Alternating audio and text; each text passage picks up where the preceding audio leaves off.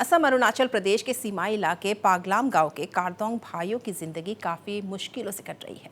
यहां बता दें कि इन्हें गांव के मुखिया ने समाज से बहिष्कृत कर दिया था। इन भाइयों ने मामले में सरकार और मानवाधिकार आयोग से हस्तक्षेप करने की गुहार भी लगाई, लेकिन कोई नतीजा सामने नहीं आया। इस बीच पागलाम के एसडीओ द्वारा ग्राम प्रबंधन को समन जारी करने से भाइयों में थोड़ी उम्मीद जागी है। समाज से बहिष्कृत इन भाइयों का कहना है कि उन्हें साजिश के तहत बाहर निकाला गया है। साथ ही मामले में कुल 13 लोगों के खिलाफ जांच की मांग उठाई गई है। कारदोंग भाइयों के अनुसार ग्राम प्रबंधन के इन 13 लोगों का दिल्ली के wild life trust of India नामक किसी गैर सरकारी संगठन से समझौता हुआ है। यह संगठन फिलहाल D'Ering wildlife sanctuary और Dibru Saikhowa wildlife sanctuary के बीच कई करोड़ की एलिफेंट कॉरिडोर प्रोजेक्ट पर काम कर रही है। कारदोंग भाइयों का आरोप है कि गांव के मुखिया लोगों को गुमराह कर रुपए ऐंठने की कोशिश कर रहे हैं। विलेजर्स का तरफ से आपको एक मौका भी दिया गया था, बोला है कि मतलब विलेज का साथ कॉम्प्रोमाइज़ करके उन लोग से माफ़ी मांग के बात को निपटाने के लिए। तो उसका बावजूद भी आप लोग ने उसको माफ़ी नहीं मांगा, अपना गलती का भी आप लोग एक्सेप्ट नहीं करके माफ़ी नहीं मांग के आप लोग केस उस दे रहे हैं, बोले उसका वजह से ये गुस्सा होके मतलब गाम बुरा का भी ये कहना है, उसका वजह से मतलब आप लोग को ये बॉयकॉट किया है बोलता है। तो उसका बारे में आप लोग क्यों माफ़ी क्यों नहीं मांगा और गलती आप लोग क्या क्या किया है वो बताइए। गलती तो हम लोग कुछ भी नहीं किया। गलती को आप मानते हैं? हाँ, गलती को तो वो लोग मान के हम उस लोग का जो हम लोग का बॉयकॉट का ये बॉयकॉट वाला तो हम लोग मान के हम माफ़ी मांगने के लिए भेजा था। गामबुरा झूठ बोलने नहीं सकेगा क्योंकि मेरा मिसेस और मेरा एक दीदी है, तो जो भी हो गामबुरा को हम माफ़ी मांगेगा, बस्ती वाला को भी बोल के हम उसको बोलने दिया। तो वो बोला था कल हम कबर देगा बोल के, तो कबर तो कहाँ दिया है, कबर तो अच्छा देगा बोल के हम लोग इंतजार में था। बाद में सुना है तो बाकुन प्रतिन रुका दिया ये बस्ती सेक्रेटरी, नहीं उसको तो माफ़ नहीं करना है बाकुन तायंग। ये तो उसका जो बोलने वाला मेरा दीदी और मेरा मिसेस भी आएगा, पूछ सकता है इससे भी। हम तो माफ़ी मांग चुका है उससे, उस लोग से माफ़ी मांगेगा बोल के रिक्वेस्ट किया। हाँ, रिक्वेस्ट किया था। वहीं दूसरी ओर गांव के मुखियाओं ने इन आरोपों को सिरे से खारिज किया है। इस सिलसिले में गांव प्रमुख लाइसिंग परमे ने एक बार फिर कहा कि दोनों भाई गांव के नियमों का उल्लंघन कर रहे थे, इसी वजह से उन्हें समाज से बहिष्कृत किया गया है। परमे ने साथ ही कहा कि इन दोनों भाइयों ने कई मवेशियों की हत्या की है और कईयों को चोट भी पहुंचाया है, लेकिन बावजूद इसके इन्होंने कभी इसके लिए मुआवजा नहीं भरा। इससे पहले हमारा नॉर्थ लाइव में गाम बुरा आपको स्वागत है।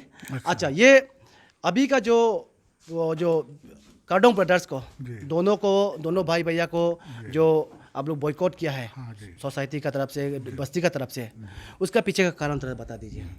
अच्छा, ऐसे है, बोलने में भी शर्म लगता है। उसी दिन 1.5 घंटा हमको कड़ा करके बोलने दिया, ये हमारा बात का रिकॉर्डिंग नहीं किया।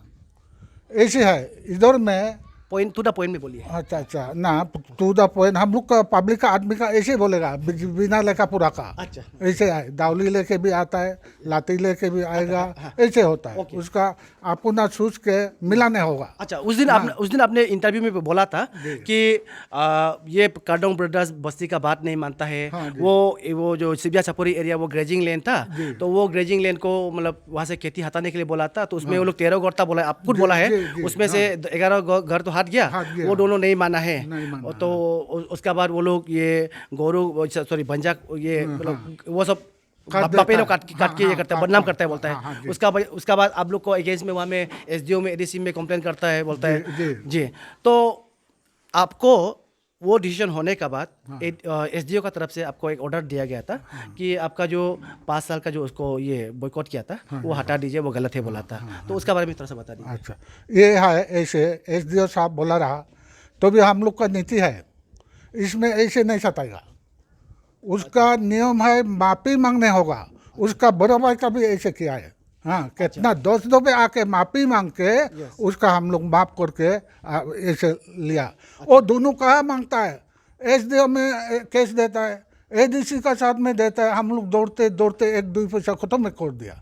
ऐसे कोई रोइंग में एक दिन आया रहा, उसका दोनों औरत ना बहन, एक तो औरत, हम बोला अभी इसका माफ़ी नहीं देगा, करता है दोनों आदमी। अच्छा, सुनता है हम लोग सारा बस्ती। अच्छा, इसका लिए हम लोग वो गैरजिंग का ना अभी से कोई खेती मत करेगा। अच्छा, नहीं करेगा। अच्छा, बोल के ये 13 आदमी रहा, सबका माना किया, दोनों आदमी सब 11 आदमी माना हो गया, 12 छोड़ दिया। अच्छा, और दोनों आदमी ने केस लड़ते रहता है। वहीं असम की ओर से सिबोगुड़ी गांव के लोगों का कहना है कि पागलाम गांव के कुछ लोगों ने जानबूझकर इन भाइयों के खेत नष्ट कर दिए। इस बीच हमारे संवाददाता ने Dibru Saikhowa wildlife sanctuary के वन कर्मियों से भी बातचीत की। इस दौरान ये बात सामने आई है कि किसी एनजीओ की ओर से मजदूरों की मदद से इलाके में पौधे भी लगाए गए हैं। वही इलाके के दुकानदारों से हुई बातचीत में उन्होंने बताया कि कार्डोंग भाइयों को दोबारा राशन व अन्य जरूरी सामान की बिक्री शुरू कर दी गई है, जिस पर कुछ वक्त तक पाबंदी लगाई गई थी। आप लोग का दुकान में ये कार्डोंग ब्रदर्स लोग को सामान नहीं देने के लिए विलेज अथॉरिटी की तरफ से बोला है, तो वो नहीं, उस दिन तो बोला था देने के लिए बोला था। कब से बोला है? एक हफ्ते ज़्यादा हो गया। ज़्यादा हो गया? ता तो कोनो बिलांग को हम दवाएंगे ना बिलोंग कम पार्टी है ना। अच्छा, अच्छा, उससे मतलब कितना दिन ये उससे पहले तो नहीं दिया था? नहीं दिया था मतलब उससे पहले एक दिन ही तो मीटिंग हुआ था। लेकिन उससे पहले मतलब आप लोग को दो नहीं दो उसका बारे में तो बताओ तो। नहीं ऐसे तो नहीं बोला हमको। पहले नहीं बोला है? नहीं ता तो ना रिको बक्कम लुतो पंगम लुमा हमने लुबी तो मानम मामा हमको ऐसे इन्फॉर्मेशन नहीं मिला है। और टाटो को कुछ हम बोला है, हमको तो माना नहीं किया है। हाँ। कोई जब तक हमको इन्फॉर्मेशन नहीं मिला है तब तक हम देगा ऐसे कुछ बोला था। था लेकिन विलेज अथॉरिटी की तरफ से मत दो, ये सामान मत दो, ऐसा नहीं बोला? नहीं ऐसे तो हमको नहीं बोला है।